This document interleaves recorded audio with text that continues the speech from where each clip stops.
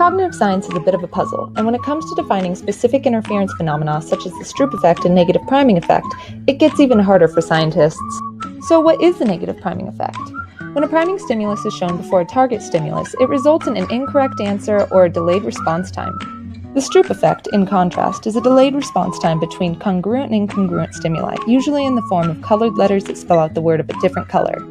Two separate reviews conducted by McLeod 1991 and Scarpina 2007 concluded that the theoretical model of the Stroop effect was insufficient, with Scarpina noting a considerable amount of discrepancies in the data collected, while Mayer 2007 analyzed 4 competing models which emerged from the negative priming effect, showing the growing complexity of this model. So is timing of stimuli the only difference between these constructs? What about response times? To answer this question, we conducted an experiment and hypothesized that there will be no significant difference in response times. We utilized a within-subjects experimental design to test the 2 levels of our independent variable, the Stroop effect and the negative priming effect. We chose response times and accuracies as our dependent variable. Participants were recruited using a convenience sample of whoever filled out the survey, which was distributed on various online platforms such as reddit.com. Our final sample consisted of 11 people, 7 females and 4 males. Participation was done 100% remotely, took 10 minutes, and offered no compensation. After participants clicked the link, they would follow the instructions for both tasks and select the corresponding answer. All of our variables were operationalized and measured using the online software available on Qualtrics.com and analyzed in RStudio. For both the tasks, there were 15 questions, making a total of 30 trials.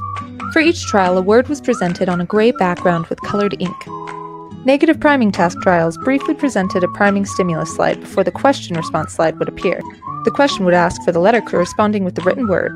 The Stroop task trials have no priming slide, and asks the participant for the color in which the word was written. After conducting the experiment, we analyzed the data with 3 separate tests.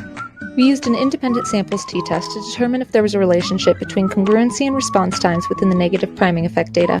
We found that the mean for congruency was 0.75 with a standard deviation of 0.43, while the mean for participant response times was 3.64 with a standard deviation of 2.03. We then ran the same tests on the Stroop effect data and found that the mean for congruency was 0.81 with a standard deviation of 0.39.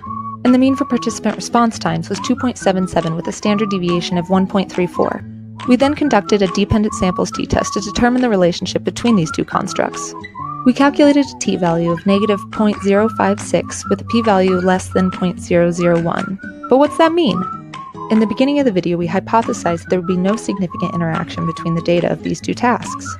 But the last test that we ran concluded that there was a significant interaction. Participants averaged a significantly slower response time while engaged with the Stroop task compared to the negative priming task. This result supports identifying the Stroop effect and the negative priming effect as 2 separate constructs, but we shouldn't generalize this until we look at the experiment's limitations. External validity was relatively low due to the lack of demographic information and small sample size. Future studies investigating this interaction would be wise to gather a larger sample with a wider age range and more demographic details.